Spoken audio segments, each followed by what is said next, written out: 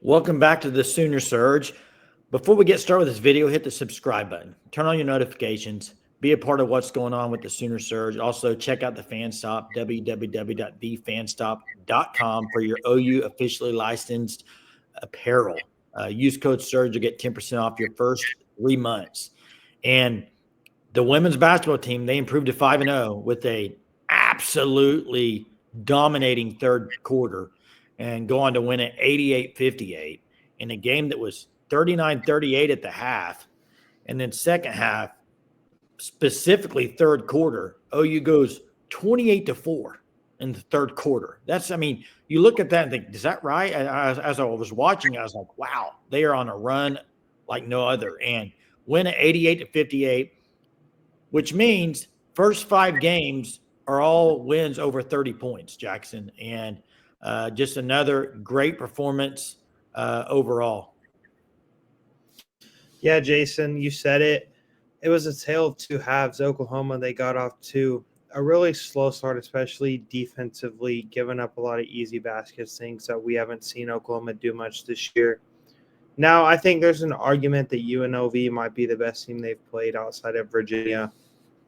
But you just talk about the second half dominance. Jason, I think we've reiterated this a ton. I know Jeremy did as well on the last video. But just you see these great teams dominate and handle teams they're supposed to. Yes, sometimes you'll see even great teams get off to slow starts. It happens. It's the game of basketball. It's a game of runs. But Oklahoma in the second half, they dominated. Skylar Van, I would say, her and Zaya both. Yeah. They played terrific games. Zaya Van had 14 points. You know how high I am on her. Yeah, and she only played 16 minutes and had 14. Yeah, and then you have Lexi Keys, who's contributing, knocking down threes, still had 8 points. Reagan Beers, 10 points and 6 boards, so really a quiet night for Reagan Beer standards. She still played a solid game. Oklahoma, they're going to be able to beat so many different teams in so many different ways, and I think this was just a game of kind of showing an example of that, of how, yes, Oklahoma, they can get off to a slow start. But Jenny, she went in, made the proper adjustments, got them right for the second half, and they came out and absolutely dominated. Well, and what they can do is they can score quickly and in bunches. And you saw that tonight when they went on that run and 28 points in the third quarter.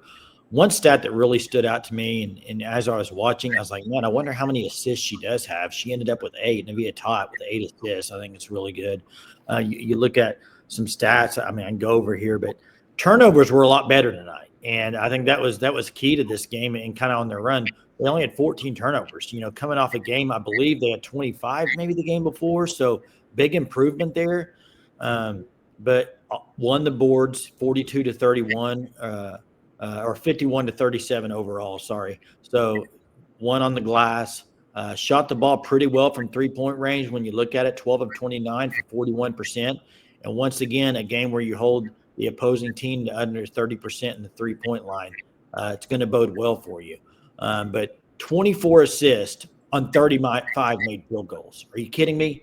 That's great.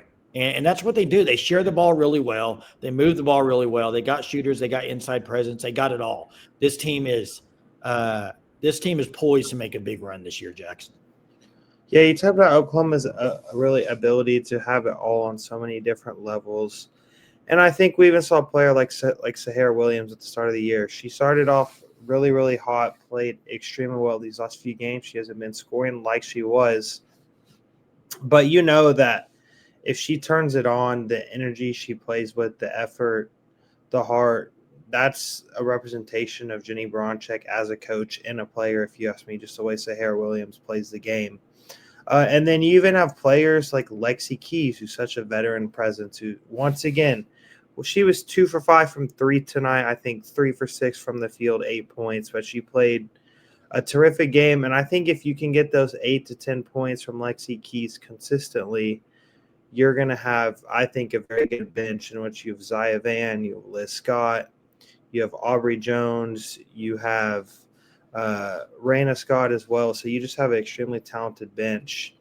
Oklahoma, I think really once you see them start to play maybe even a team like Louisville, I think you're going to see them even take it up to another notch, play with more intensity. Because I think as the games start to, in a sense, matter more when it's conference play or these big time opponents, you're going to see, I think, a different Oklahoma team in which a sense, and that they're going to show, because I know that this Oklahoma team, they want to prove that they can hang with the likes of South Carolina and LSU, year one in the SEC, and show that, hey, we are one of the perennial schools in all of women's basketball right now.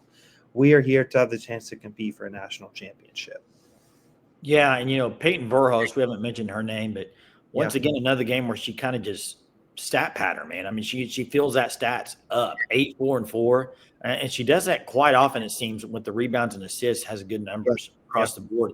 And when you go down the lineup and you look at it, you think, okay, a lot of the players on Oklahoma, I mean, they out rebounded 51-37 tonight, like I mentioned, but it's not just Reagan. A lot of people say, well, Reagan Beers, I mean, she's going to dominate. Well, she only had 6 or 7 rebounds tonight, but if you go look at the stats, multiple players had over 5 rebounds. I mean, it was like a collaborative effort, and that's what this team does. I mean, they can beat you in so many ways, and they have so many. I would think when you think of this team, it's like the hustle, the heart that they play with, the passion.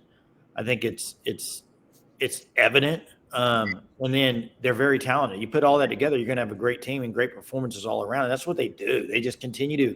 I don't think anytime watching this game tonight, I got done watching the first half. I'm thinking, it's 39-38. No, one part of me thought they were losing this game. I mean, just you knew they were going to go on a run. You knew they were going to probably extend the lead in the third quarter. They did, 28-4. I mean, whatever Jenny said to them at halftime, geez, put that in a box, lock it up, and bring it back out when you need it, because they just totally dominated third quarter, 28-4, unbelievable. That's what great teams do. They go out and dominate, and that's what they did in the second half. Love to see it, and I do think up to this point, this was one of their toughest teams they played this year, and they just totally destroyed them in the second half. So it's good to see.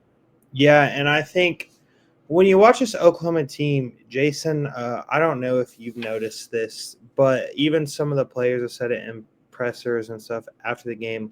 Oklahoma and their offense, there's no really set plays. I mean, they kind of just play off of each other, have a feel for the game. Yes, there's obviously some different sets that they're going to run within the offense, but really, I think that's kind of going to come with, okay, Oklahoma, they're going to play super fast. They're going to get up and down the court. There's a solid chance that more than likely they're going to have more turnovers than their opponents, quite a bit, just due to how fast they're trying to get things up the floor, push it in transition. Turnovers, bad passes are going to happen. But this is, once again, Jason, a team that I think has a chance to do some special things this year. A team that Oklahoma fans, if you have not watched this team yet, and whenever you have the opportunity, turn them on, because I think it's fair to say they are must-see TV, Jason. They're fun to watch. It's a fun offense to probably play in, I can imagine. So I'm excited. What's that? Well, oh no, I was just saying the offense it's super unique and fun to watch. It gives them a lot of freedom on offense, which I like. Mm-hmm. But the schedule's going to get tougher, and that's what I'm ready for as a fan. And guys and gals watching this, we're a fan channel. That's what we are. Like, we're for Sooner fans, and we cover Sooner sports. So make sure you join us. Thanks for watching this video. As the Sooners win 88-58, go to 5-0 in the season. Remember, Sooner Surge live every night at 9:30. Call-ins are open. You can call in and chat with us. Talk anything you want to talk about. Join us at 9:30 every night. Appreciate you watching this video. We'll talk to you next time.